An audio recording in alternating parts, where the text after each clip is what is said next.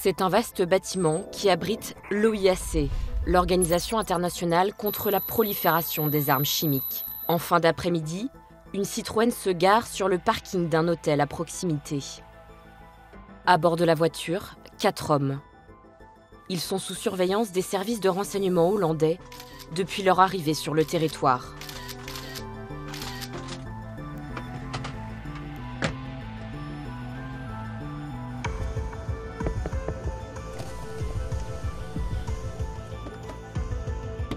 Quelques minutes plus tard, les policiers néerlandais les interpellent.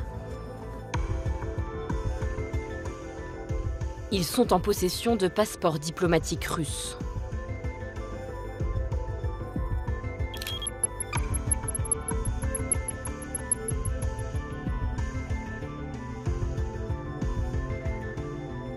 Les services secrets fouillent la Citroën. Dans le coffre, du matériel d'espionnage pour mener une cyberattaque contre l'OIAC. L'opération est classée confidentielle défense. Pendant 6 mois, les autorités hollandaises ne laissent filtrer aucune information.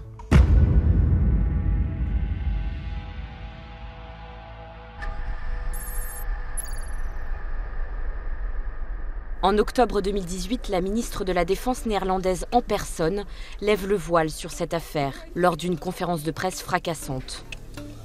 De manière inédite, les autorités révèlent toutes les coulisses de cette opération, photos à l'appui.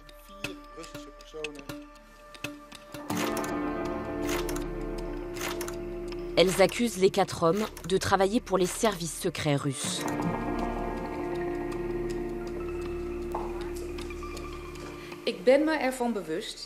Je suis consciente que le dévoilement de cette cyberopération est une étape extraordinaire pour les Pays-Bas. Nous ne le faisons pas normalement. Mais là, nous envoyons un message clair. Le service de renseignement militaire russe doit mettre fin à ces opérations cybernétiques menaçantes. L'enquête de la police néerlandaise démontre que les cyberespions n'en sont pas à leur coup d'essai. L'un d'eux s'est rendu en Suisse en 2016. Sa cible, l'Agence mondiale qui enquête sur le système de dopage mis en place par la Russie lors des Jeux olympiques. Fin 2017, il part en Malaisie avec en ligne de mire cette fois le magistrat qui instruit l'affaire du MH17, cet avion abattu par un missile russe en Ukraine. Quelques heures après la ministre néerlandaise, les Américains mettent eux aussi en cause les services secrets russes. Nous annonçons l'inculpation de 7 officiers de l'armée russe pour violation de plusieurs lois pénales américaines, notamment d'activités cybernétiques malveillantes contre les États-Unis et leurs alliés. Dans la foulée, la Grande-Bretagne dénonce une tentative de déstabilisation internationale par la Russie.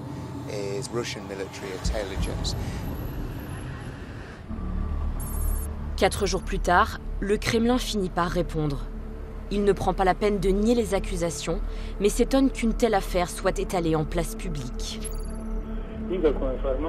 Aucune information ne nous a été transmise par les canaux officiels. On ne peut pas prendre en compte une nouvelle qui nous vient des médias. Donc on ne donnera aucune explication et on ne fera pas de commentaires. Plusieurs États qui parlent d'une même voix pour accuser la Russie de cyberattaque, c'est une grande première. Quelle est cette guerre qui se joue désormais dans le monde numérique ? N'importe qui peut être victime d'un attaquant qui va chercher à détruire vos systèmes informatiques, à vous détruire fondamentalement. Des services de l'État et des centrales attaquées, des hôpitaux mis à l'arrêt jusqu'à menacer la vie des patients. Je pense que les gens qui sont à l'origine de cette cyberattaque ne pensaient pas du tout aux conséquences sur les vies humaines. Cela leur était égal. Des médias sabotés. J'allume la télévision, écran noir. Mais qui peut bien vouloir attaquer TV5 Monde ? Et des multinationales paralysées. Parmi les victimes dans l'Hexagone, Auchan, chez les biscuits Saint-Gobain, chez le géant du bâtiment français Saint-Gobain. Nous allons vous raconter comment des ordinateurs sont désormais utilisés comme des armes. L'unique but de ce logiciel-là, c'est de détruire les données. Il n'y a aucune chance qu'on puisse récupérer les données déchiffrées. Donc c'est un logiciel de sabotage. Pour attaquer, plus besoin de soldats. quelques hackers suffisent. C'est plus simple d'utiliser des mercenaires, ça évite d'avoir un lien direct avec le gouvernement. Если они настроены патриотически, они начинают вносить свою лепту, как они считают правильную, в борьбу с теми, кто как бы плохо отзывается о России. Les pirates russes notamment sont passés maîtres dans l'art de dérober des mots de passe, de pénétrer des systèmes et d'y loger des virus dévastateurs. À ce moment-là, nous avons réalisé que nous avions affaire à un niveau de cyberattaque jamais vu auparavant dans le monde entier. Anonymes derrière leurs écrans, ils sont rarement démasqués et sanctionnés. Contrairement aux autres conflits, on ne voit pas les forces en présence, on ne voit pas l'adversaire. Comment la France fait-elle face à cette nouvelle menace cyber? Nous considérons l'arme cyber comme une arme à part entière. Nous n'avons pas peur de l'utiliser et nous n'aurons pas peur de l'utiliser. Qui sont les hommes et les femmes de l'ombre qui tentent d'empêcher ces attaques virtuelles aux conséquences bien réelles? Est-ce que cette attaque a permis à l'attaquant d'être en profondeur dans les réseaux les plus cachés du ministère? Donc c'est ça ma première angoisse. Notre cauchemar, c'est avoir quelques dizaines de sociétés très sensibles pour la nation, touchées en même temps par une attaque. Et on sait que si un jour ça se produit, ce sera extrêmement difficile. Avons-nous les moyens de faire face à une attaque de plus grande ampleur, ce que les spécialistes appellent le cyber-ouragan?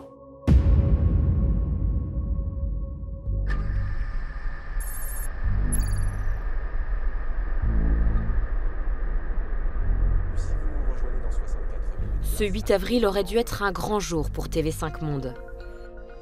Le groupe audiovisuel public inaugure une nouvelle chaîne sur l'art de vivre à la française. Il y a tout juste une heure, Style HD, le luxe, la mode, la gastronomie sont de fortes valeurs à l'export et leur centre névralgique se nomme entre autres Paris ou encore Bruxelles. Mais c'est quoi au juste l'art de vivre?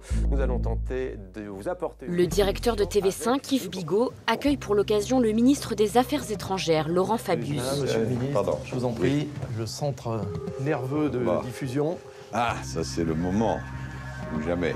Allez-y, prenez donc l'icône avec votre doigt. Alors, c'est ça. Voilà, et vous la faites glisser à l'endroit névralgique. Ah là là là là là là. Voilà. Et ça t'évite. Voilà, la chaîne commence sa diffusion. C'est voilà. Quelque chose de magique, hein. Ouais, hein. Style HD sera accessible à 354 millions de foyers à travers 200 pays. Très bien. Oh, on a envie de la regarder. Voilà. On est soulagé, on souffle, ça s'est bien passé, la chaîne a bien démarré comme il fallait, etc. Ouais, tout va bien. Il y a une espèce de douce euphorie de relâchement.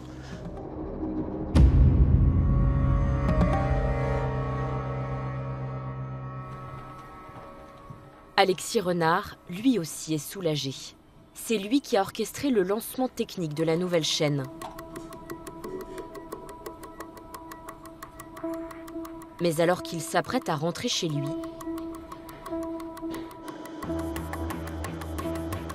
il remarque quelque chose d'anormal sur ses écrans de contrôle.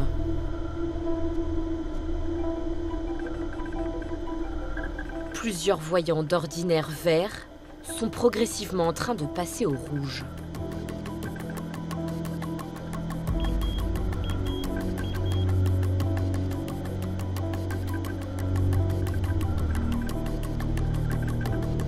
On suspecte dans un premier temps une panne. Bien sûr, il y a des scénarios de panne relativement régulièrement, sinon nous n'aurions pas besoin d'un système de supervision comme celui-là. Mais ce n'est pas tant l'alarme qui est inquiétante, c'est plutôt la nébuleuse d'alarme qui, progressivement, va faire grandir notre inquiétude.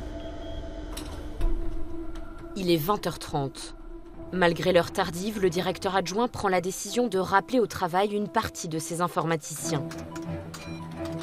Il doit à tout prix comprendre d'où vient cette panne qui pourrait menacer le système de diffusion de la chaîne.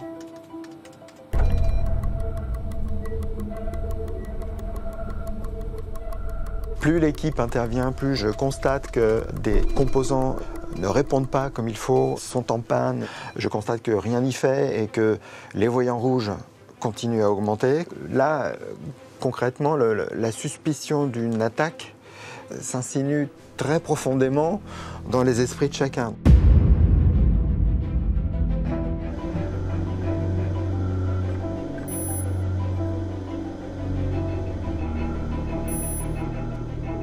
Le serveur qui abrite les emails de TV5 semble avoir un problème. Je sollicite mon responsable informatique en lui disant « On a un souci avec la messagerie qui peut révéler un problème plus profond. Peux-tu regarder s'il te plaît ?»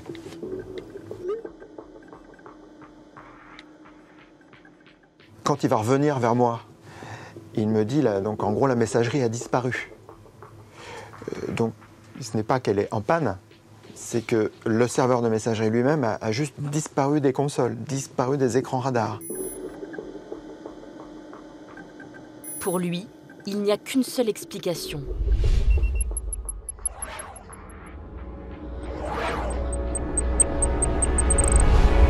C'est une action humaine. La seule manière de parvenir à la disparition de la messagerie, c'est d'effacer le serveur. Donc c'est de le faire manuellement. Vous imaginez un écran informatique avec un logiciel. Vous avez un voyant qui vous dit « messagerie ». Vous allez sur ce voyant, vous cliquez, vous dites « efface-moi ça ». La seule possibilité, c'est de le faire de manière tout à fait malveillante.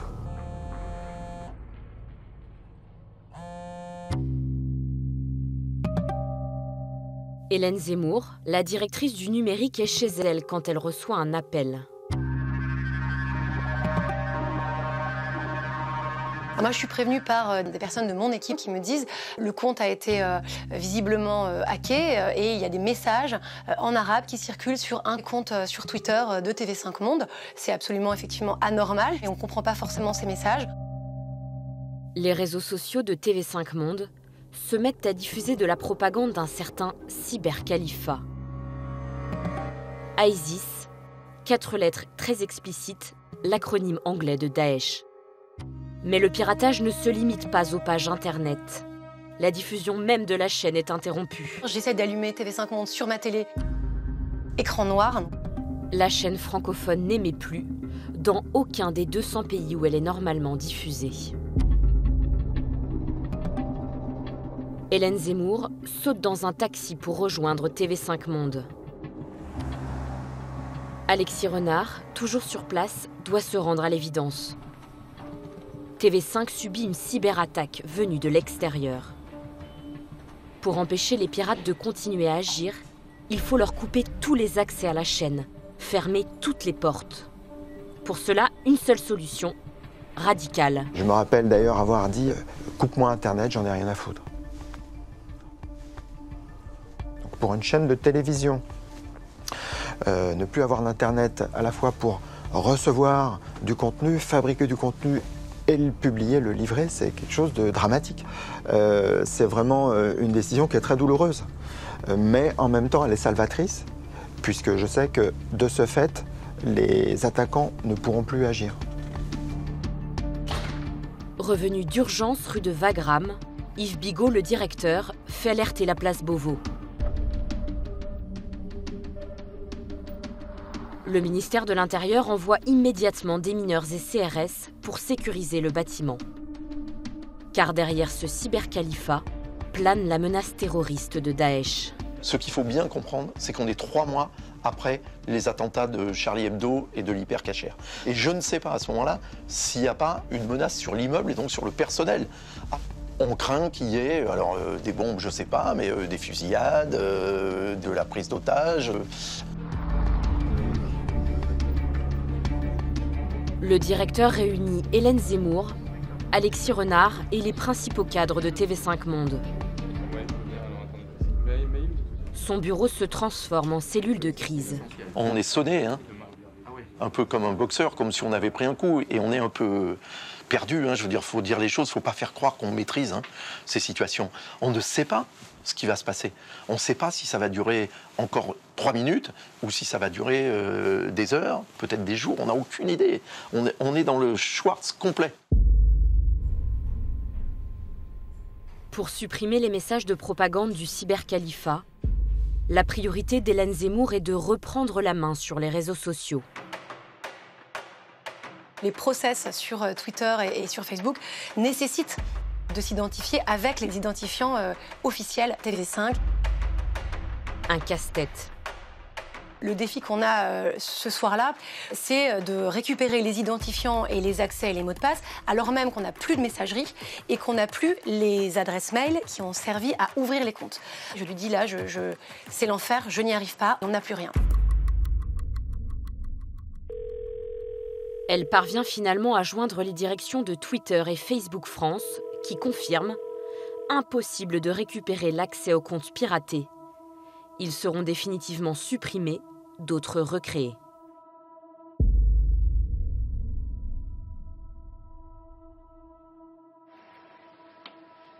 3 heures déjà que TV5 est dans le noir. Yves Bigot décide de s'adresser aux téléspectateurs. Il faut qu'ils sachent ce qui se passe, qu'on leur parle. C'est notre responsabilité.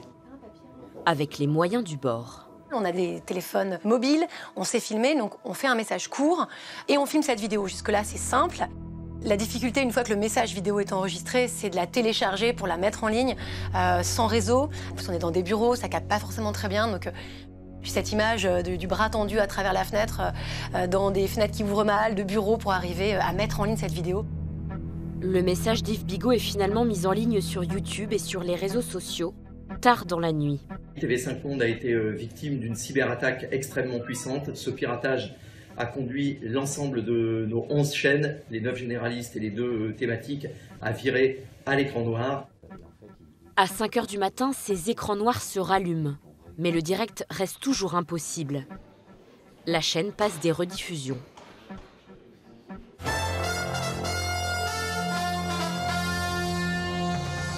À la une, écran noir et nuit blanche pour TV5 Monde. La chaîne francophone a été piratée. TV5 Monde victime d'une cyberattaque. C'est du jamais vu pour un média francophone, écran noir. Tant la chaîne perdait le contrôle de ses pages Facebook et Twitter. Des messages faisant référence à l'engagement de la France contre le groupe État islamique. Ce qu'on appelle les hackers qui revendiquent leur appartenance à l'État islamique et qui ont Pour faire passer un message, les médias audiovisuels semblent être la cible idéale. Les médias sont appelés à la vigilance. Les hackers se revendiquent du groupe État islamique.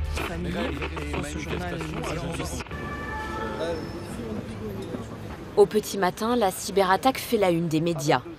Sur le trottoir, devant le siège de la chaîne protégée par des policiers en armes, des radios et des télévisions du monde entier sont déjà rassemblées.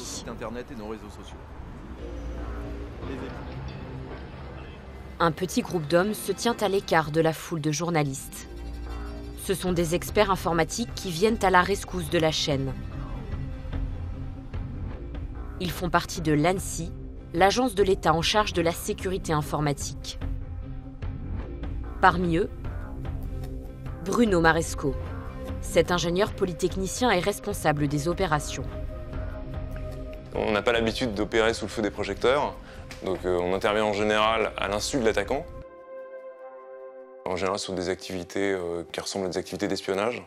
Et donc à ce moment-là, comme on n'a juste pas envie d'être repéré comme étant l'équipe de l'ANSSI qui vient s'occuper de la crise, on se sépare et on arrive un par un dans le bâtiment devant TV5 Monde.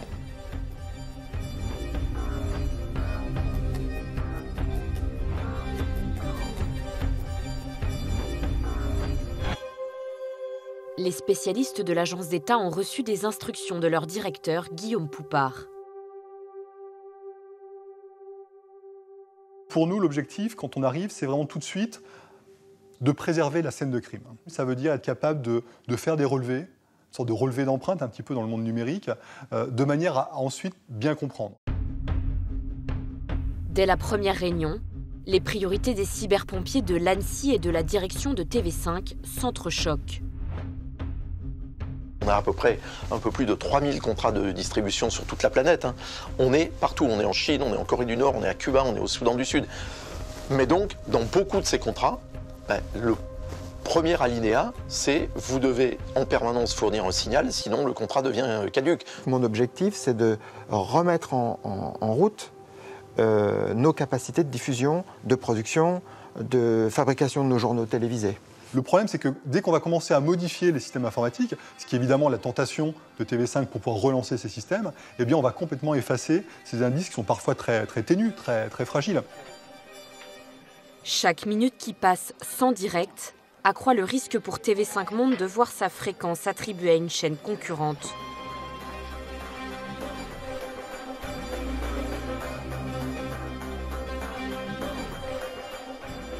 Mais l'ANSSI impose son tempo. Priorité à l'enquête.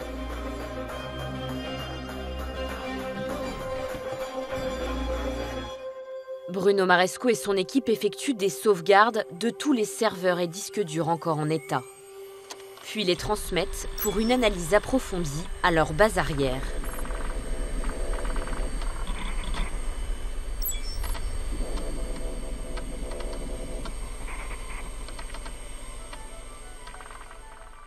C'est dans cette tour, sur les quais de Seine, que travaille à l'époque Félix Aimé. Il est spécialiste des modes opératoires d'attaque, identifie les hackers qui s'en prennent aux intérêts français. Mon travail, c'est de dresser un portrait de cet attaquant. C'est avant tout un rôle, on va dire, de profiler ou de criminologue. On a des investigations techniques et scientifiques qui sont faites sur le lieu d'un crime. Et on va essayer de savoir qui est derrière ce crime et potentiellement de relier ce crime à d'autres affaires. Le site internet, les réseaux sociaux, la messagerie, le système principal de diffusion sont hors service. Les pirates ont même détruit le système de secours. L'attaque est sophistiquée, peut-être trop. Au sein du bureau, on est sûr et certain que ce n'est pas le cybercaliphate. Directement, l'hypothèse du cybercaliphate, qui est un peu un groupe d'attaquants de bas niveau, opportunistes, nous paraît complètement fallacieuse. En termes de technologie employée, en termes d'organisation, ça ne ressemble pas du tout à de la cybercriminalité standard. Et on s'aperçoit également que l'ensemble de la campagne de propagande du cybercaliphate est orchestrée par des gens qui parlent pas très bien arabe. Ça semble être plus du Google Translate que des natifs. Malgré les doutes des profilers de l'ANSSI, les politiques vont évoquer la piste du terrorisme islamiste.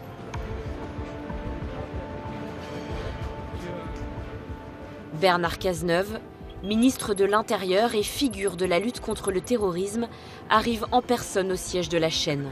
Il est accompagné de 2 autres ministres, Laurent Fabius aux Affaires étrangères et Fleur Pellerin à la culture. Le directeur de la chaîne les accueille dans son bureau avec en tête l'avertissement de l'ANSSI. Ne pas se précipiter pour désigner le coupable. Je leur raconte ce que je sais. Les faits, c'est regarder les captures d'écran que j'ai conservées, voilà les messages qu'on a reçus, signés dans le cybercalifate. Voilà, je m'en tiens à ça, hein, pas de spéculation au-delà des faits. Voilà ce qu'on sait.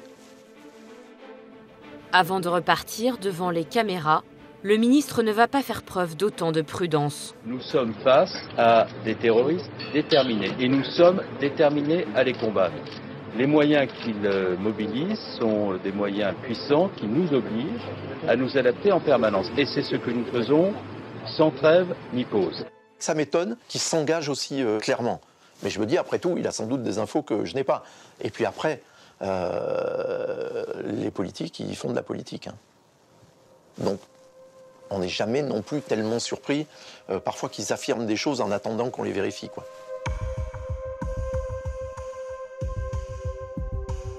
Ces déclarations publiques suscitent un certain malaise au sein de l'ANSSI. Guillaume Poupard avertit le Premier ministre, nommer les responsables est prématuré. À un moment où on voit des terroristes partout, le fait d'aller expliquer à des autorités, attention, c'est peut-être pas justement ces terroristes, c'est peut-être pas Daesh, c'est peut-être quelque chose de totalement différent, évidemment c'est compliqué. Dire à ses chefs que l'on ne sait pas, c'est toujours plus dur que dire ce que l'on sait. Ignorant les avertissements des experts, le ministre de l'Intérieur parle à nouveau d'une attaque terroriste en fin de journée. Beaucoup d'éléments convergent pour que la présomption d'un acte terroriste soit bien la cause de cette attaque. Pourquoi le ministre Cazeneuve s'obstine à évoquer la piste Daesh qui serait, selon lui, derrière cette attaque de TV5 Monde ? Eh bien, comme le dit le directeur de TV5, Yves Bigot, parce que c'est de la politique. Un fonctionnaire haut placé m'a raconté les coulisses de cette journée et il m'a expliqué que Bernard Cazeneuve, le ministre de l'Intérieur, veut à tout prix récupérer la gestion de la crise. Si c'est un simple piratage, la gestion de crise ira au ministère de la Culture et de la Communication. Avec Fleur Pellerin. Exactement, car il intervient au sein d'un média. Or, si c'est une cyberattaque terroriste, la gestion de crise sera pour le ministre de l'Intérieur. Donc c'est juste de l'affichage et du positionnement pur politique. C'est un peu plus que ça. Il faut avoir en tête qu'on est 3 mois après les attentats de Charlie Hebdo et le ministre de l'Intérieur est en train de négocier pour obtenir plus de moyens, plus d'effectifs. Si cette attaque contre TV5 relève d'un attentat terroriste, ça rajoute de l'eau à son moulin. Il y a une image d'ailleurs qui résume tout. Regardez, l'après-midi même, une conférence de presse est organisée au ministère de la Culture et de la Communication. Fleur Pellerin ne va quasiment pas s'exprimer. C'est Bernard Cazeneuve qui monopolise la parole. À l'écart du jeu politique, les experts de l'ANSSI continuent de travailler. Sauf qu'ils interviennent au sein même d'un média qui, en plus, a choisi de communiquer sur l'attaque. Le choc des cultures. Les journalistes de TV5 Monde ont cherché à couvrir la manière dont on traitait l'incident. Et donc, on a dû indiquer à la chaîne qu'on n'était pas forcément très à l'aise avec l'idée de voir apparaître des caméras derrière la porte vitrée de la salle qu'on avait investie, que c'était de nature à fournir à l'attaquant qui a accès à Internet et regarde la télévision des informations sur l'activité d'investigation en cours. En parallèle du travail des cyberpompiers de l'Agence de sécurité informatique, une autre équipe intervient. Des policiers spécialisés. Eux ne sont pas là pour réparer l'antenne de TV5, mais pour mettre la main sur le coupable afin de le traduire en justice. Comme sur une enquête classique, ils commencent par auditionner les salariés de la chaîne. L'un de ces policiers a accepté de parler de manière anonyme. Son entretien est reconstitué. Nous l'appellerons Patrick. Quand on commence une enquête, on s'interdit aucune hypothèse. On part du principe que tout le monde peut être coupable, que le coupable peut être interne, ça peut être des gens de l'intérieur qui sont spécialisés dans le système informatique, des anciens salariés qui sont partis mécontents ou qu'on a fâchés. Tout le monde est nerveux, tout le monde est sur ses gardes, tout le monde est tendu. Les enquêteurs s'intéressent en particulier à un employé. Car les premières analyses de l'ANSSI ont déterminé que l'attaque a été lancée depuis son ordinateur. Il ne s'agit pas d'un salarié lambda, mais de l'administrateur réseau. C'est lui qui gère les comptes et les machines du réseau informatique de TV5 Monde. C'est quelqu'un qui se pose beaucoup de questions, forcément, puisque c'est son ordinateur qui a servi à l'attaque. Et il répond à nos questions de façon cohérente. Il nous apporte des éléments qui nous permettent de penser que sa machine a peut-être été compromise et utilisée à son insu.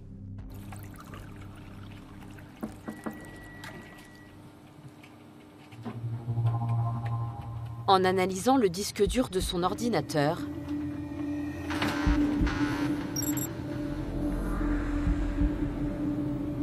les enquêteurs découvrent 2 virus qui pourraient mettre hors de cause ce salarié.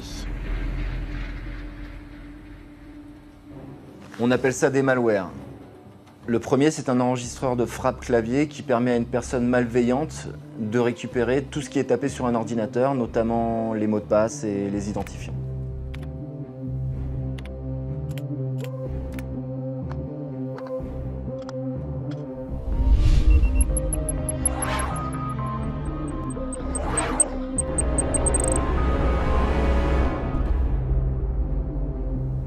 L'assaillant peut désormais se faire passer pour l'administrateur réseau, celui qui détient les droits d'accès sur les différentes machines et serveurs de la chaîne.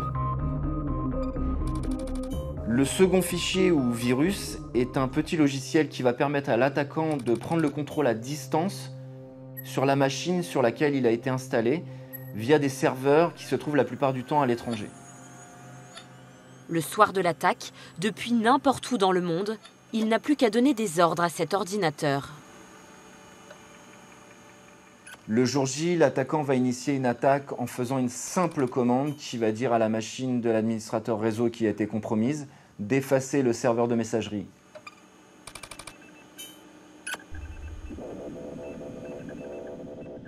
Cette machine va aussi servir à prendre le contrôle des comptes des réseaux sociaux Facebook et Twitter qui sont rattachés à TV5 Monde.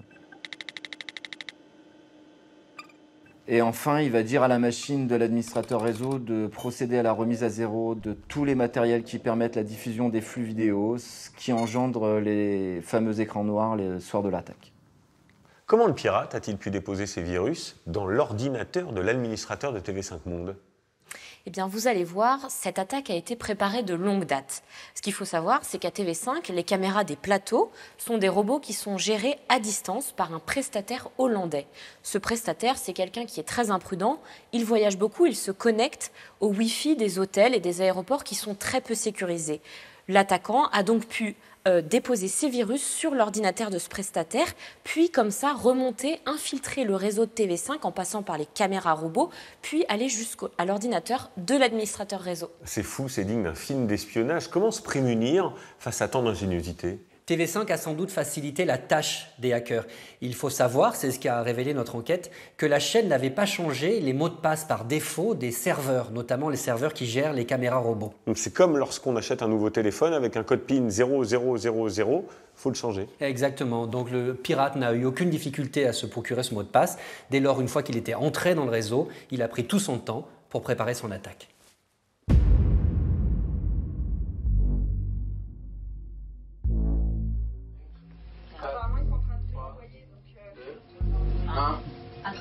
Merci d'avoir choisi TV5 Monde. Bienvenue à tous dans 64 minutes, le monde en français.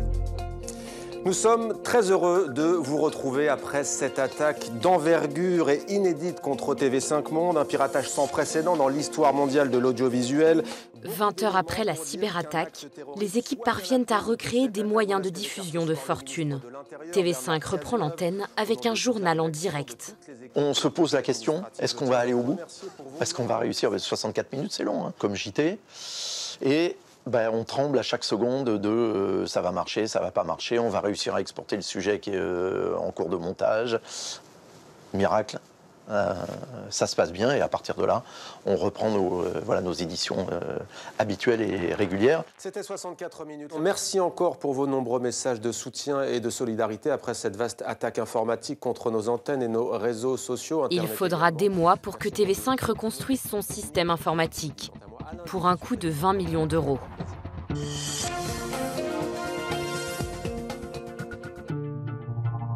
Les enquêteurs, eux, sont toujours sur la piste des assaillants. Malgré la sophistication de l'attaque, ils finissent par identifier des traces des pirates. Du code informatique qui trahit leur ADN et écarte définitivement la piste d'une attaque terroriste de Daesh. Quand on compare ces codes malveillants avec ceux qu'on connaît, on établit des liens avec un mode opératoire connu sous le nom d'APT28. Tous les éléments qu'on a nous ramènent vers la Russie, notamment des traces d'utilisation de claviers paramétrés en cyrillique, des fuseaux horaires qui nous font penser qu'on est sur des attaquants qui se trouvent en Russie. Derrière ce mode opératoire, APT28. Un groupe de hackers russophones. Ils sont mis en cause dans de nombreuses affaires sensibles de politique internationale. Conflit syrien, relations entre l'OTAN et l'Ukraine, ou encore élection présidentielle américaine de 2016.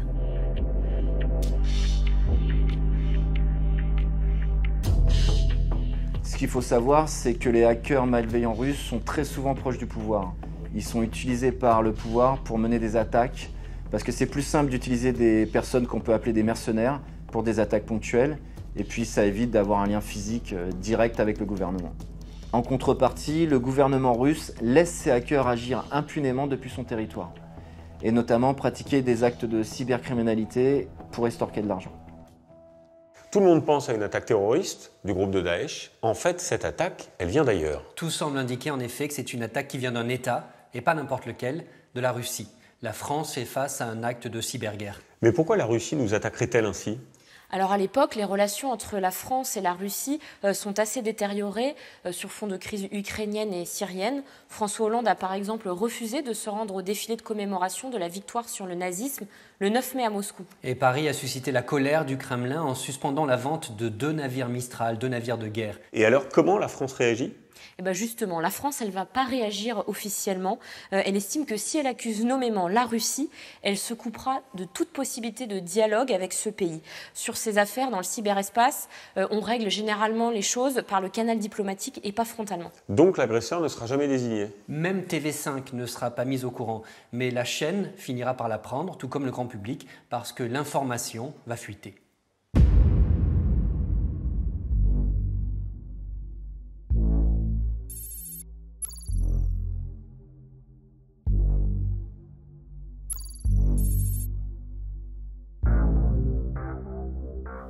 Dans ce climat de guerre cyber, Guillaume Poupard a convoqué les responsables informatiques de 43 grandes télés, radios et journaux français. 3 semaines après la destruction de l'antenne de TV5 Monde, il craint d'autres attaques au sein des médias. On distribue un document à l'ensemble des médias. On leur donne de quoi chercher au sein de leur réseau s'il y a des traces d'attaques qui sont déjà produites, et notamment celle qui s'est produite chez TV5. Le document contient des bouts de code informatique, des noms de fichiers, de serveurs, des adresses IP retrouvées sur les réseaux de TV5 Monde. On a la conviction à l'ANSSI que partager ces indicateurs en direction des différentes chaînes de médias, radio et presse, peut être intéressant pour essayer de découvrir de nouvelles attaques. Cette note porte la mention diffusion restreinte. Elle doit rester dans le cercle confidentiel des responsables informatiques. Le document ne mentionne ni l'origine russe de l'attaque, ni même le mode opératoire APT28.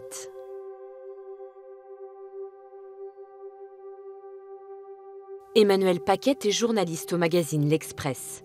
Il suit depuis plusieurs années les problématiques cyber. Grâce à des sources, il entend parler de cette réunion et parvient à se procurer le fameux document distribué par l'ANSSI. Il va mener sa propre investigation. Je donne les marqueurs, donc les empreintes numériques laissées par les assaillants chez TV5 Monde, à 2 experts de la cybersécurité, un privé et un particulier que je connais, c'est plutôt un hacker pour le coup, et les 2 travaillent de leur côté et assez rapidement arrivent tous les 2 à la même conclusion. Je m'attendais à ce que ce soit effectivement une confirmation du cybercalifate, et en réalité, derrière ce groupe se cache APT28, qui serait proche des intérêts russes. Le journaliste se fait confirmer l'information par le parquet en charge de l'enquête. Pourtant, l'ANSSI se refuse à tout commentaire. Emmanuel Paquette contacte alors le premier concerné, le directeur de TV5. On ne nous l'avait pas dit officiellement. Comme évidemment l'Express m'appelle et me demande de confirmer, j'appelle l'ANSSI en disant hey, là maintenant il faut nous dire les choses clairement. Un type de l'Express qui est un vrai spécialiste de ces questions-là nous dit voilà, que c'est les Russes. Je confirme. Alors ils étaient très emmerdés. Parce que ça serait mieux de pas le dire, il faut pas en parler. Et ben oui, mais si le gars le sait, voilà, on finit par me dire, ben oui, c'est les Russes.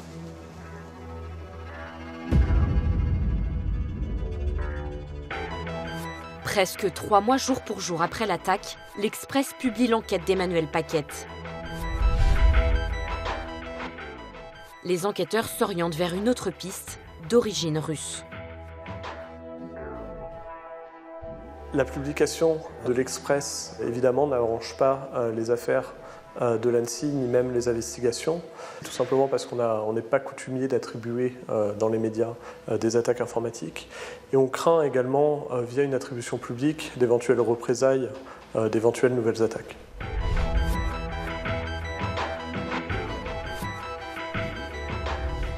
L'information est reprise dans le monde entier, aux États-Unis, en Angleterre, en Allemagne ou encore en Espagne. Car c'est la première fois qu'un média est saboté. L'ANSSI n'était pas très content que je partage les empreintes numériques laissées par les assaillants à d'autres personnes. J'ai eu des messages plutôt indirects me disant de les garder pour moi, voire si je pouvais éviter d'y accéder. Bon, voilà.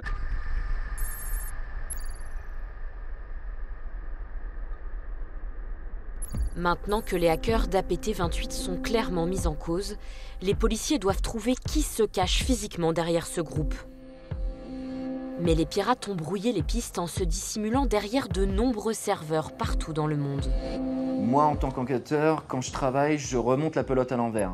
Donc du coup, je pars du serveur compromis, je cherche les connexions, je trouve une connexion, j'identifie un serveur. Il va falloir que j'aille récupérer ce serveur et les informations qui sont dessus pour pouvoir remonter d'un cran vers la connexion suivante.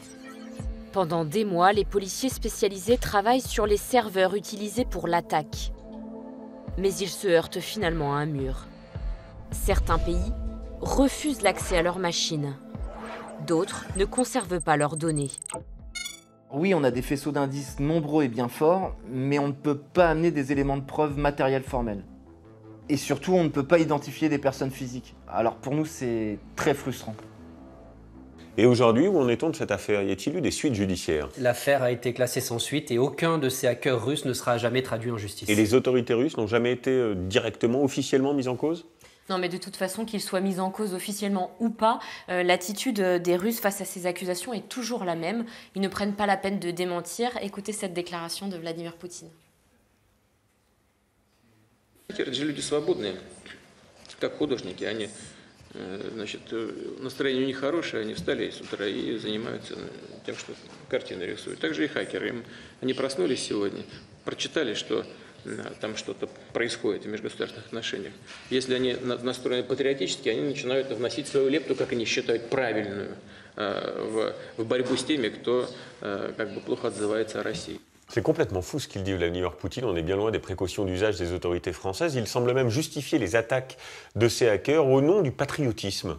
C'est sans doute au nom de ce même patriotisme que ces artistes, comme ils les appellent, vont lancer une autre attaque massive en juin 2017. Une attaque qui va déstabiliser un pays, qui va coûter des milliards de dollars à des multinationales, dont le français Saint-Gobain, et qui va même mettre en jeu des vies humaines. C'est une guerre à 2500 km de la France. En mars 2014, la Russie annexe la Crimée, rattachée à l'Ukraine. Des années d'affrontements violents au sol, mais aussi dans le cyberespace. Depuis, le pays reste divisé entre l'Ouest pro-européen au pouvoir et l'Est majoritairement pro-russe.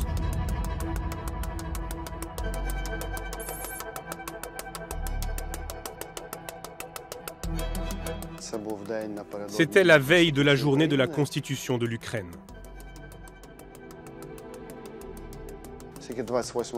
Vu que le 28 c'est un jour férié, je décide que j'irai voir mes parents et mes enfants. L'été, mes parents habitent à la campagne.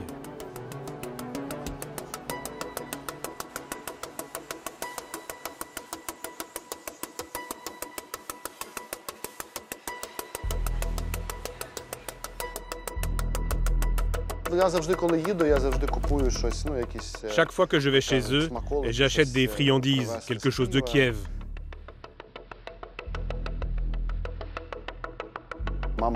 Ma mère adore le salo, du lard ukrainien.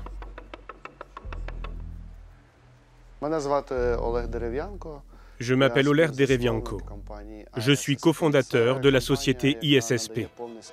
C'est une entreprise de cybersécurité.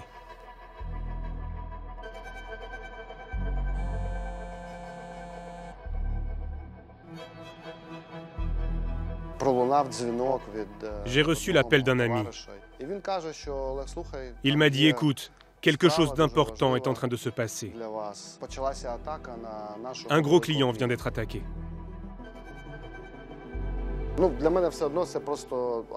Pour moi, il ne s'agit que d'une attaque comme il s'en produit tous les jours. C'est juste une attaque ordinaire.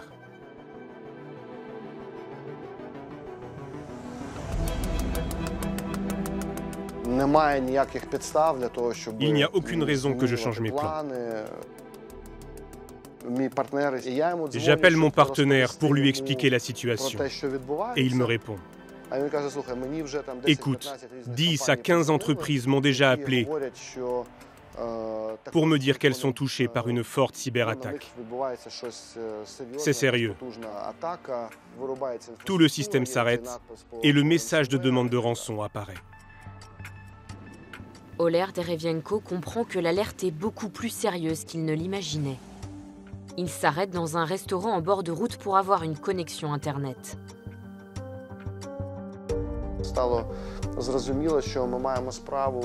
À ce moment-là, nous avons réalisé que nous avions affaire à un niveau de cyberattaque jamais vu auparavant dans le monde entier. Et aussi à une méthode et une technique d'attaque totalement inédites. Des millions d'ordinateurs sont infectés dans le pays. Sur leurs écrans apparaît ce même message de demande de rançon. Pour récupérer leurs données cryptées, les victimes doivent payer l'équivalent de 300 $ en monnaie virtuelle. Dans les aéroports et les gares, des panneaux d'affichage sont à l'arrêt. Paiement par carte bancaire impossible dans le métro et dans les supermarchés. Distributeurs de billets hors service. Des hôpitaux sont aussi touchés. La cyberattaque menace des vies.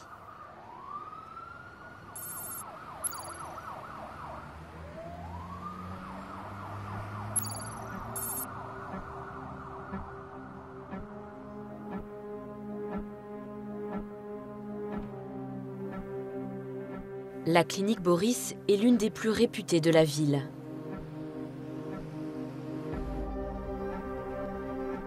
En début d'après-midi, un patient se présente. Il a une quarantaine d'années et semble être en détresse respiratoire.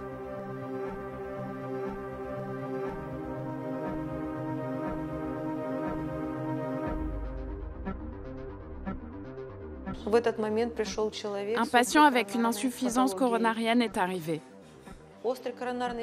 Cela signifie que l'activité de son cœur souffrait de dysfonctionnement. Il pouvait décéder à n'importe quel moment. Ce patient avait besoin d'une hospitalisation immédiate. En plus de 30 ans d'exercice, le docteur Yelena Botiaï n'a jamais connu une telle panique. Tout le système informatique de la clinique est hors service. Les plannings des médecins et les dossiers des patients se sont volatilisés. Il était très important de vérifier si ce patient avait déjà eu des problèmes cardiaques auparavant, parce qu'il était assez jeune et qu'on devait éviter des erreurs. Il nous fallait savoir quels médicaments il prenait et quels examens il avait déjà faits. Là, il nous dit « Vous avez toutes ces informations dans votre base de données », sauf que nous n'avions plus cette base. La clinique ne peut pas l'opérer sur place. Le patient sera finalement envoyé dans un centre spécialisé.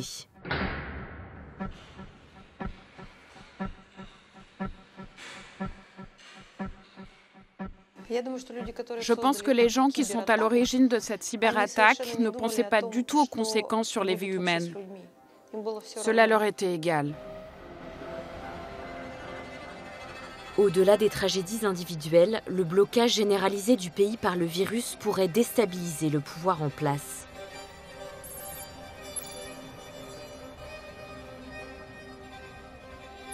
Place Maïdan, la Poste doit fermer ses portes. C'est une institution centrale du pays. Elle n'assure pas seulement la gestion du courrier, elle distribue aussi les pensions de plus de 11 millions de retraités ukrainiens. Comme beaucoup de retraités habitent dans des endroits reculés où les banques n'ont pas accès, nos facteurs prennent l'argent en liquide dans leur sac et le distribuent dans les villages, jusque dans les maisons. L'équivalent de 4 milliards d'euros en espèces. Mais nous avons besoin de données pour nous dire quelle somme d'argent distribuer à qui.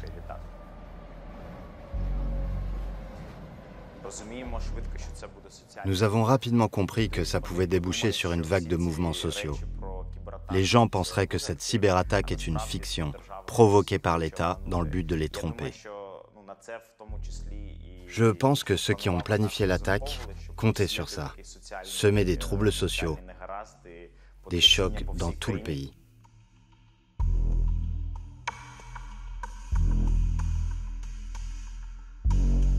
Pour éviter une montée de panique, Aleksander Persowski donne l'ordre à ses équipes de rouvrir les portes. Même sans système informatique, il faut continuer à accueillir les clients.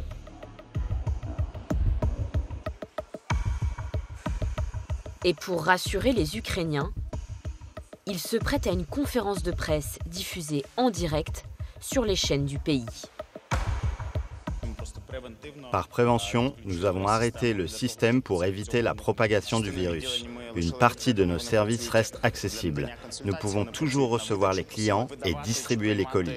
En revanche, on ne peut faire aucune transaction financière. Les salariés sont mobilisés pour recréer les bases de données des retraités effacés. Ils y parviendront au bout de 2 semaines à l'aide des archives papier, 2 jours avant la date de la distribution des retraites.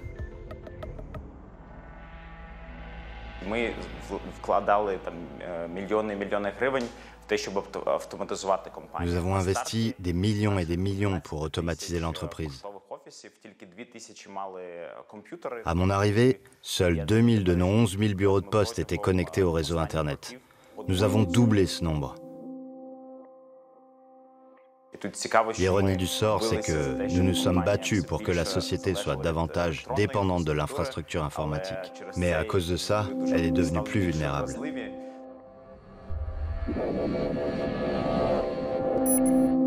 À la mi-journée, 30% des systèmes informatiques du pays sont cryptés.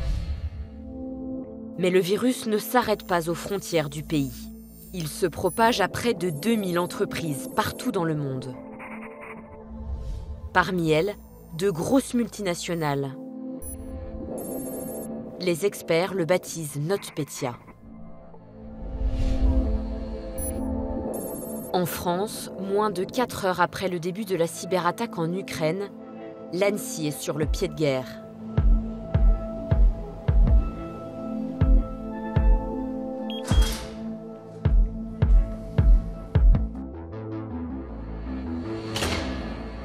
Comment faire pour se prémunir d'une attaque qui crypte les données? Faut-il céder à la demande de rançon? L'agence doit rapidement fournir des recommandations. Et très vite, mes experts me disent « mais fais gaffe, c'est pas pareil que d'habitude ». Ce virus qui devrait chiffrer les données de manière à demander une rançon après, eh bien ce virus, il efface purement et simplement les données, ou bien il les chiffre et il jette la clé de chiffrement. Il détruit la clé de chiffrement. L'unique but de ce logiciel-là, c'est de détruire les données. Il n'y a aucune chance qu'on puisse récupérer les données déchiffrées. Donc c'est un logiciel de sabotage.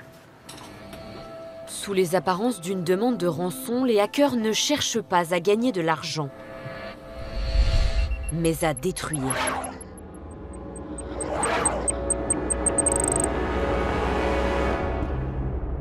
L'Ukraine et le reste du monde ne font plus face à une attaque cybercriminelle.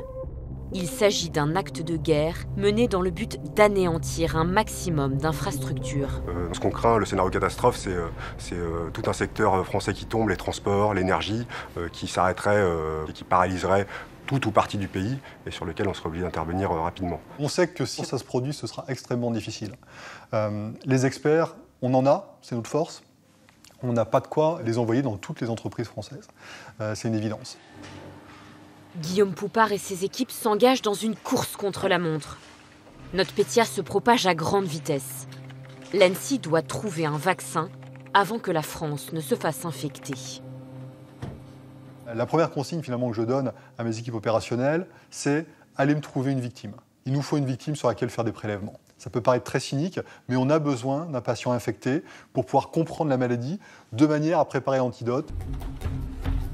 L'Agence de la sécurité des systèmes d'information intervient normalement au chevet des ministères, des entreprises publiques, des organisations stratégiques comme EDF ou la SNCF. Mais ce jour-là, le grand groupe privé qui appelle au secours ne relève pas de son périmètre. Il se trouve que Saint-Gobain nous appelle très tôt pour nous dire on a un très gros problème, tout notre réseau est touché, tout est en train de s'arrêter. On voit bien qu'ils sont dans une situation très compliquée. Pour Guillaume Poupard, ce géant français des matériaux qui se présente spontanément comme victime, c'est une aubaine.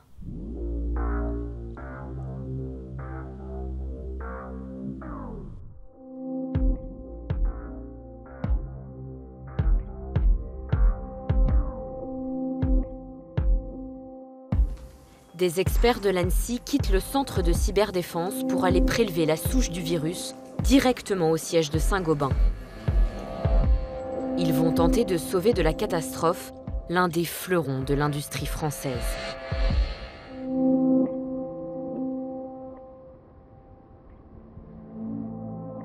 En parallèle des agences d'État, sur Twitter, la communauté des geeks se passionne pour le virus NotPetya.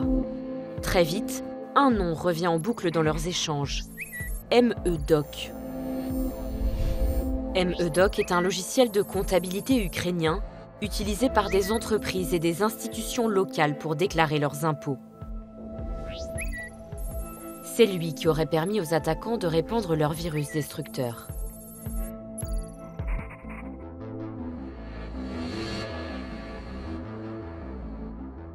L'épicentre de la pandémie mondiale se situerait au siège d'une petite entreprise de la banlieue de Kiev.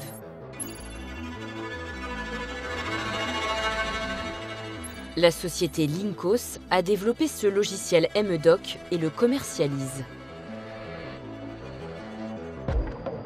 Moins de 2 heures après le début de la cyberattaque, Olesya Linik, la patronne, se retrouve au cœur de la tourmente.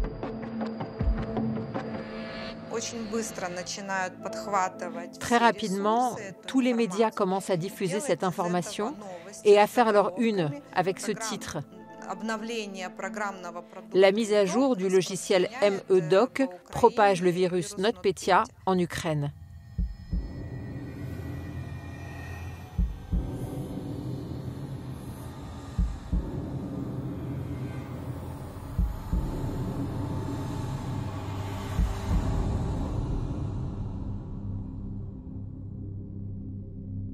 Dans la foulée, Olesya Linik contacte elle-même la cyberpolice ukrainienne. Elle se met à sa disposition. Sergueï Demediouk est à la tête de cette unité spécialisée qui compte plus de 400 hommes répartis sur le territoire. J'ai envoyé un groupe de spécialistes sur place afin de localiser le logiciel malveillant, pour qu'on puisse évaluer la situation et dire s'il s'agit d'un crime ou d'une erreur technique involontaire. La cyberpolice rendra ses conclusions le lendemain de l'attaque. Le virus NotPetya se loge effectivement dans le logiciel MEDOC. En moins de 24 heures, le pays a déjà perdu un demi-point de PIB.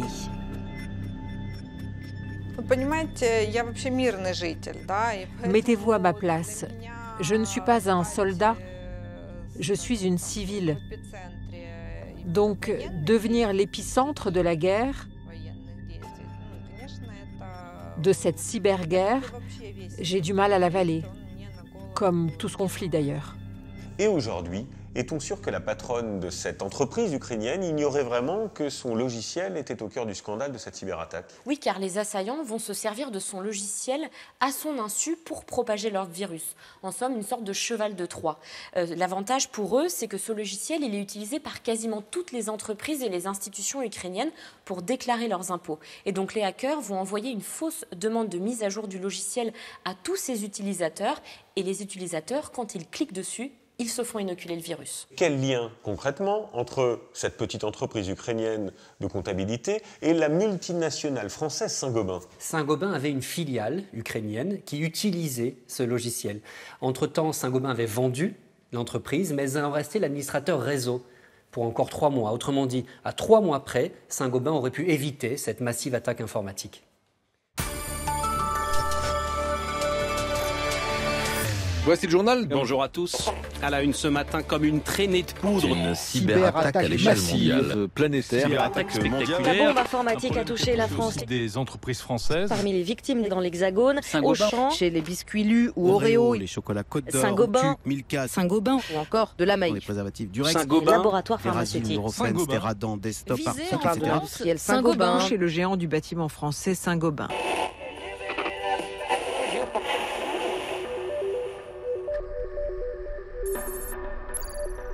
Pendant 6 jours, aucune information ne filtre du siège. Le 3 juillet, la multinationale publie un communiqué de presse. De nets progrès ont été réalisés pour la remise en service de tous nos systèmes, avec un retour complet à la normale attendu en début de semaine prochaine. Dans les faits, le groupe est durement touché. Les hommes de l'ANSSI sur place constatent que plus de 80% des 40 000 machines en France sont paralysées. Ils perdent plusieurs millions d'euros par jour et pour eux, c'est quelque chose qui est impensable dans la durée. Donc l'ambiance était un peu tendue. Voilà, les équipes informatiques couraient un peu partout et étaient à la recherche de solutions. Une trentaine de cyberpompiers se relaient nuit et jour dans un entresol spécialement aménagé dans la tour de la Défense. Des lits d'appoint sont même installés pour qu'ils dorment sur place. Cette attaque chez Saint-Gobain tombait particulièrement à un mauvais moment, puisqu'ils étaient soumis à une publication des comptes obligatoire.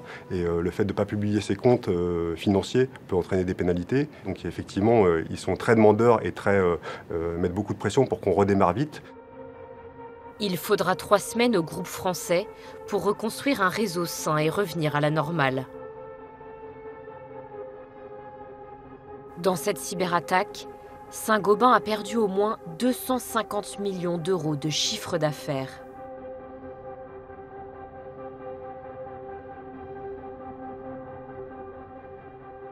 Cette affaire est symptomatique car elle montre les conséquences dramatiques pour les grands groupes que peuvent avoir ces cyberattaques et des conséquences financières notamment.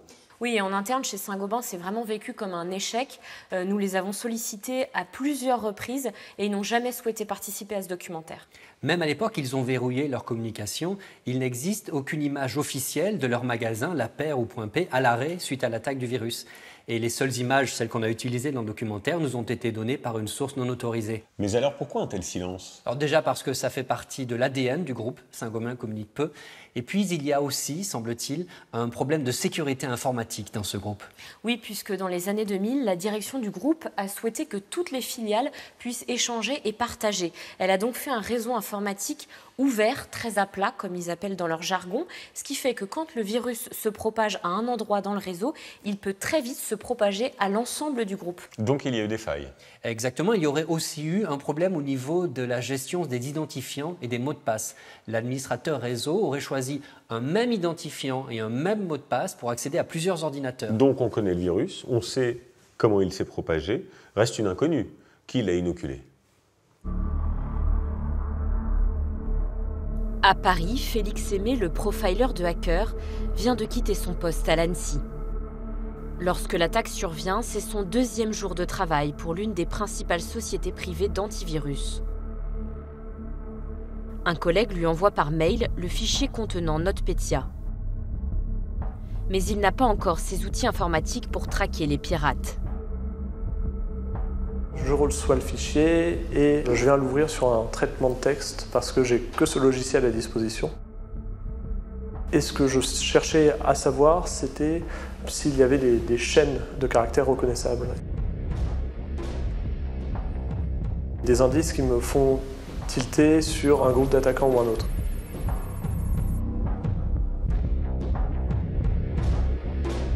Je m'aperçois qu'on a une suite d'extensions de fichiers qui est vraiment significative.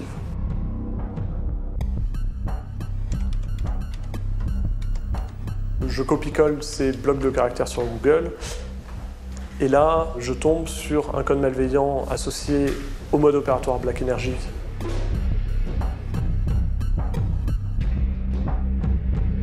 Black Energy, c'est un mode opératoire russophone qui est spécialisé dans le cybersabotage. Depuis 2014 et le début du conflit en Crimée, le groupe de hackers Black Energy a mené plusieurs campagnes de cyberattaques ciblées en Ukraine. Ils sont notamment à l'origine d'une attaque sans précédent contre des centrales électriques en décembre 2015. 70 000 foyers ukrainiens plongés dans le noir. Aujourd'hui, on ne sait pas si Black Energy est associé à l'État russe directement, si c'est un service ou si c'est un bureau d'un des services de renseignement russes. Tout ce qu'on sait, c'est qu'il suit des intérêts géopolitiques russes On sait aussi que l'Ukraine, pour ce mode opératoire, est un peu un laboratoire à ciel ouvert. Ils organisent des attaques, ils voient un peu les répercussions que peuvent avoir ces attaques, et on retrouve des attaques similaires sur d'autres conflits. Ça peut être en Syrie, ça peut être au Yémen.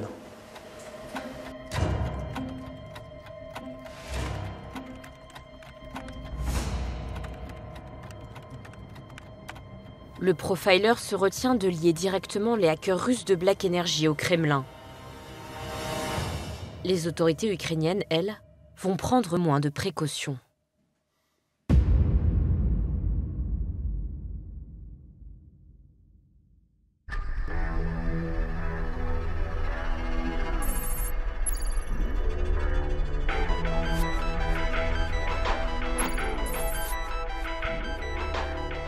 À Kiev, dans les bureaux de la SBU, les services secrets ukrainiens, l'enquête pour remonter jusqu'à l'attaquant vient à peine de commencer. Nikolai Kuleshov, le chef du département cyber, n'a encore aucune preuve tangible, mais une certitude après des années de guerre contre la Russie. Pour organiser une attaque pareille, aussi massive, il faut avoir beaucoup de ressources. Un petit groupe de hackers indépendants ne dépenserait pas une telle somme d'argent sans aucun retour sur investissement. Ce ne peut être que des services secrets. Pour nous, c'est important de dire à la communauté internationale la vérité sur cette cyberattaque. De dire qu'il s'agit d'une agression russe. Dans notre pays, les forces de l'ordre n'ont pas pour habitude de dire qui est derrière une attaque tant que la justice ne s'est pas prononcée. Mais dans cette situation de guerre hybride, lorsque nos ennemis sont sans foi ni loi, nous devons nous mettre à leur niveau. Et donc, passer outre certaines règles pour donner aux citoyens les faits et leur dire comment ça se passe. Les autorités ukrainiennes ne veulent pas rester passives face à l'agression. Elles organisent une réaction qui se veut spectaculaire.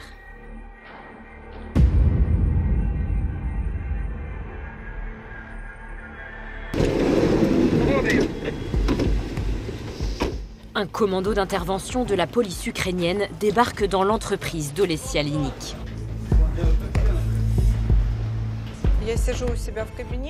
Je suis dans mon bureau et j'entends qu'il y a une agitation dans le couloir. Je sors et je les entends monter les escaliers 4 à 4.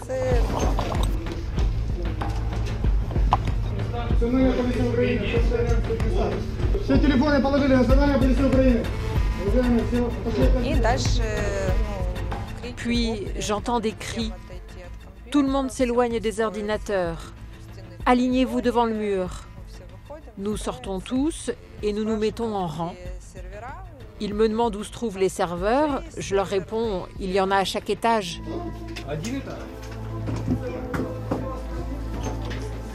Ces images filmées par la police elle-même seront largement distribuées aux médias dès le lendemain.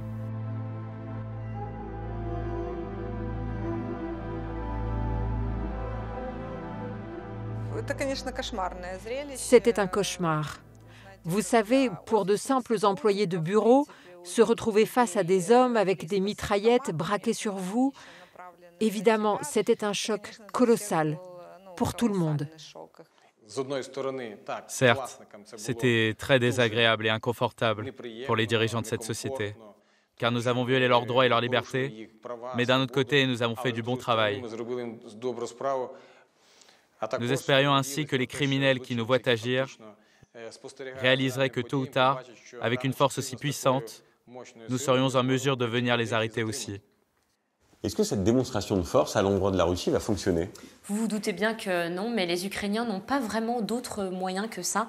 Nous sommes entrés dans les bureaux des services secrets ukrainiens, le SBU, et nous y avons trouvé peu de moyens, quelques jeunes hommes devant des ordinateurs, et puis surtout, chose très étrange, nous avons pu mettre notre clé USB pour récupérer un document dans leur ordinateur sans même qu'ils la vérifient avant. Sans aucun contrôle, c'est-à-dire que si vous aviez voulu les infecter, leur transmettre un virus, les attaquer, C'était possible. Oui. Pas très sérieux, ça. Le plus ironique dans toute cette affaire, c'est que les Ukrainiens ne devraient pas seulement s'en prendre aux Russes, mais aussi aux Américains.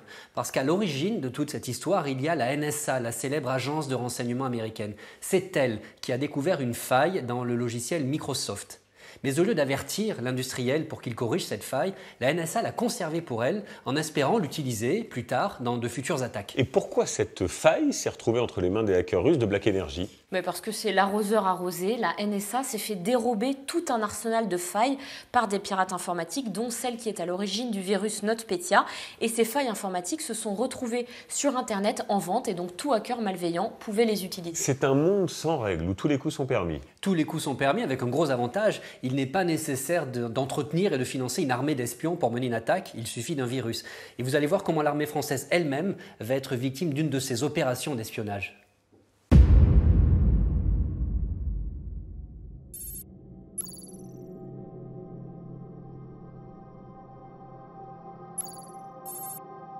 À l'automne 2017, une information confidentielle remonte jusqu'à la ministre des Armées, Florence Parly, sous la forme d'une note rouge.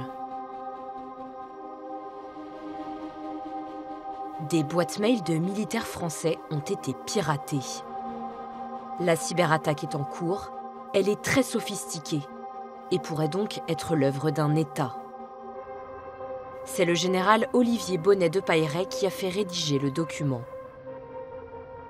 Sur à peu près 800 incidents que l'on a par an, moins d'une dizaine est de nature étatique. Est-ce que cette attaque a permis à l'attaquant d'être en profondeur dans les réseaux les plus cachés du ministère?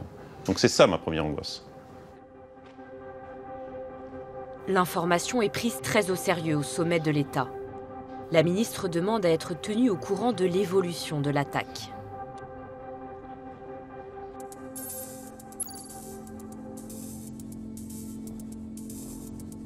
Le lendemain, au nouveau siège sécurisé des armées françaises, dans le très secret CPCO, Centre de planification et de conduite des opérations, le général réunit plus d'une dizaine d'officiers. Ensemble, ils doivent déterminer la stratégie à adopter vis-à-vis de l'attaquant. Le lieutenant-colonel Lionel prend la tête de cette cellule de crise dédiée. C'est lui qui présente les options au général. On a deux possibilités, c'est soit de manière très radicale couper ce service, fermer toutes les boîtes ou arrêter les différents serveurs. C'est assez radical, mais au moins on sait qu'on arrête dans la foulée la fuite de données.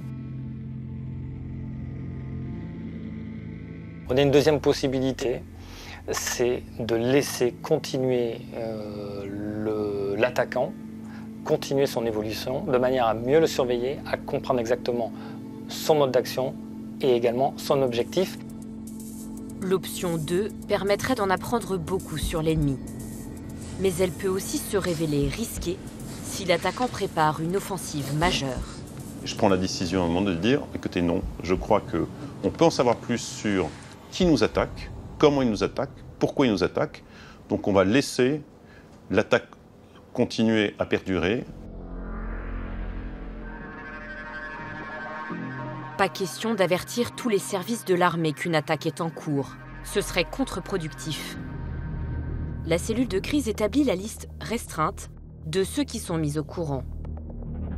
Et pour travailler en toute discrétion, les militaires mettent au point un scénario, ce qu'ils appellent une légende. Au moment où on a besoin de construire cette légende, on va profiter de l'actualité. On vient de traverser 2 vagues d'attaques informatiques internationales. On s'entend une 3e. Sur le dark web, on parle de Bad Rabbit. On va utiliser cette légende-là. Elle nous permettra d'intervenir avec comme argument on est en train de lutter contre Bad Rabbit. On a besoin d'auditer des systèmes pour se prémunir de Bad Rabbit. On soupçonne qu'on pourrait avoir tel ou tel réseau infecté par Bad Rabbit. Et donc c'est à ce titre-là qu'on intervient. Phase 1 de l'opération. Le commandement de la cyberdéfense doit découvrir jusqu'où l'ennemi a pénétré dans les réseaux et quelles adresses de messagerie il espionne. Le commandant Nicolas coordonne cette opération. Parmi les 8000 boîtes mail régulièrement utilisées par des fonctionnaires du ministère, les cyber-enquêteurs estiment à 300 celles qui sont potentiellement d'intérêt pour l'ennemi. Ce sont des profils qui peuvent être effectivement soit de type autorité, ou alors des profils qui ont un métier opérationnel ou en lien avec les opérations, ou alors des activités qui ne sont pas forcément opérationnelles, mais qui sont critiques pour le ministère, comme la solde ou ce genre de choses. Couverts par leur légende, la protection du ministère face à une éventuelle attaque Bad Rabbit, des analystes de la cyberdéfense passent à l'action. Ils se rendent directement sur les ordinateurs de ces 300 militaires identifiés. On va se lancer à la chasse sur notre réseau du ministère pour essayer de trouver des traces de l'attaquant. Aucune des cibles n'est mise au courant qu'elle est potentiellement espionnée. Toutes les actions que nous devons mener ne doivent pas être détectées par l'attaquant. Nous ne voulons pas qu'il sache que nous savons qu'il est sur nos réseaux.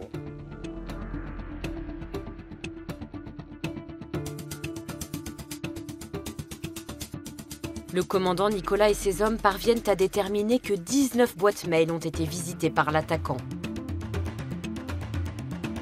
Parmi ces adresses hackées, l'une retient particulièrement l'attention de la cyberdéfense.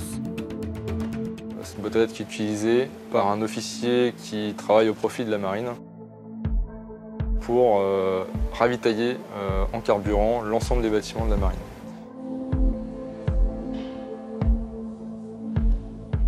Le fait de récupérer des mails envoyés par cet officier permet à l'attaquant de connaître la position de l'ensemble des bateaux qui sont en mer.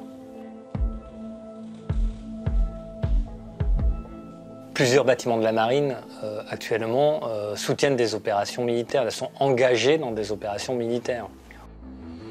On a affaire à un véritable enjeu stratégique. Il n'est pas acceptable que la position des bateaux, les objectifs de nos bateaux puissent être dans les mains d'un tiers. Le tiers pourrait être un État qui agit à l'encontre des intérêts français. Mais alors, qui est ce fameux tiers qui est évoqué et qui attaque les intérêts français? Ce serait encore un coup des Russes. Il s'agit d'un mode opératoire baptisé Turla, celui d'un groupe de hackers qui est déjà connu pour avoir attaqué d'autres institutions, notamment un État européen, l'Italie. Et comment les services français ont identifié, ont compris que c'était les Russes? Eh bien, l'armée française n'a pas découvert grand-chose, en fait.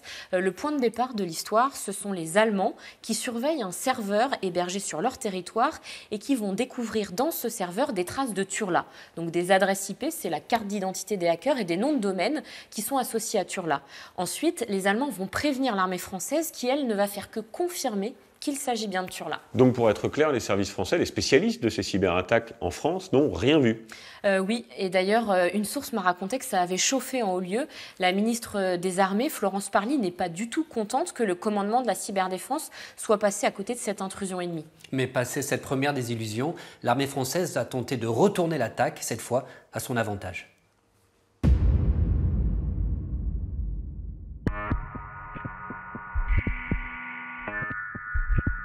L'opération passe en phase 2, une phase de contre-espionnage.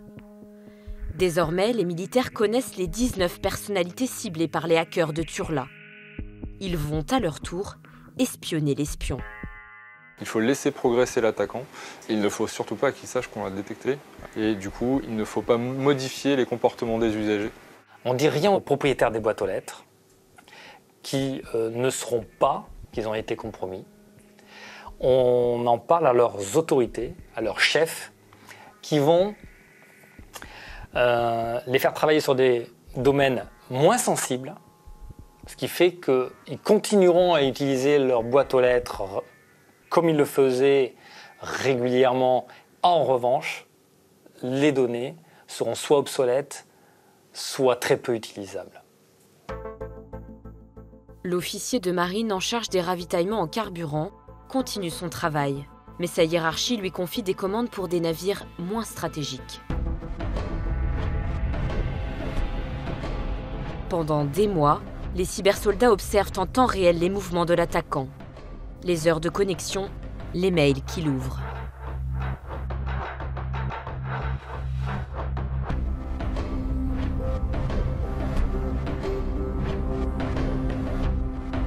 Et surtout, ils repèrent les chemins pris par les pirates pour se connecter aux boîtes mail.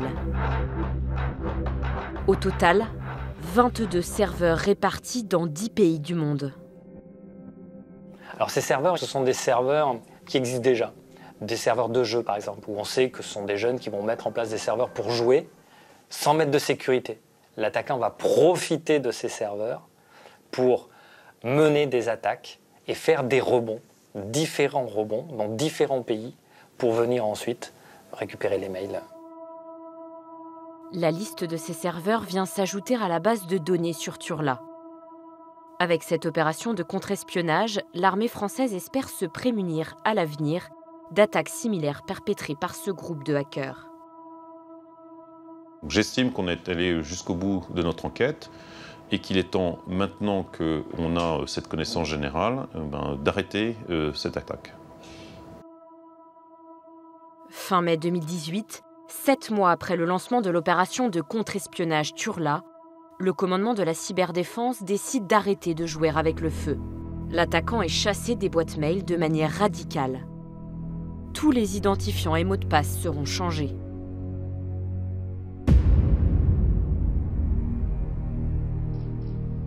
Pour la première fois, la ministre des Armées, Florence Parly, choisit de rendre l'attaque publique. Elle se garde bien de citer directement la Russie, mais désigne nommément le groupe Turla. Pour Le Monde Cyber, l'accusation est explicite. Nous considérons l'arme cyber comme une arme opérationnelle à part entière. Mais que ceux qui sont tentés de s'attaquer à nos forces armées le sachent, nous n'avons pas peur de l'utiliser et nous n'aurons pas peur de l'utiliser. Bonsoir Florence Parly, Bonsoir. Merci d'avoir accepté notre invitation. C'est vrai qu'après ce film, on est sidéré de l'ampleur des attaques dont la France est la cible, avec, dans 90% des cas, un ennemi qui est tout de même identifié, c'est la Russie. Pourquoi ne pas le nommer directement ? D'abord, c'est pas facile d'attribuer. C'est une des difficultés de cette guerre, si je puis dire, dans le monde cyber.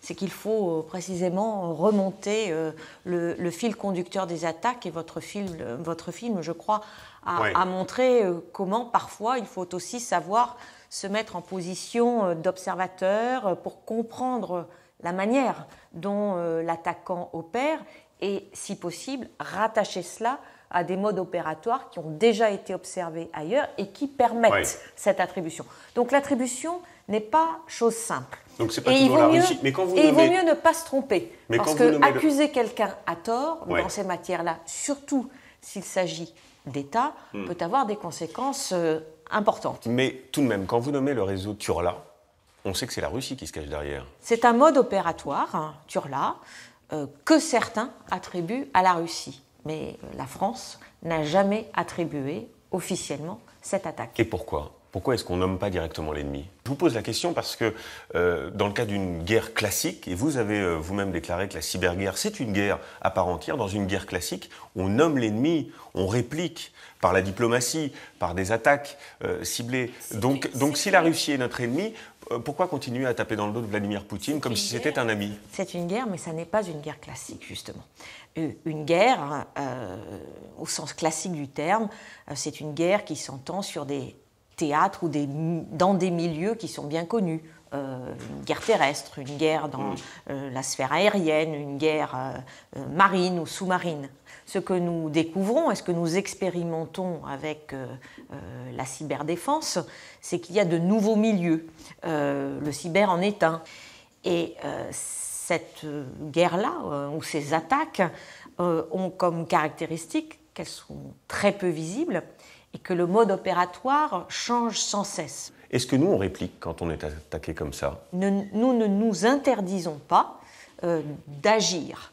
Autrement de quelle dit, manière ? Sur les théâtres d'opérations extérieures où nous sommes présents, nous considérons que le cyber, c'est une arme, au même titre que les autres armes, au même titre que les véhicules blindés, au même titre que les avions. C'est une arme qui soit peut être utilisée pour amplifier les effets des armes conventionnelles, soit peut être utilisée en tant que telle pour neutralisés, Ouais. brouillés.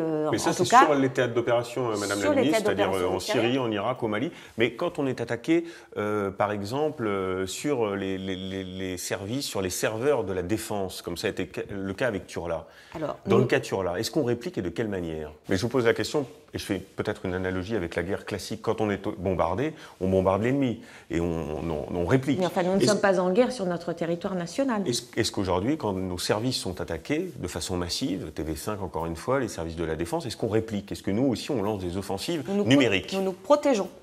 Ce que l'on doit faire, c'est d'abord se protéger.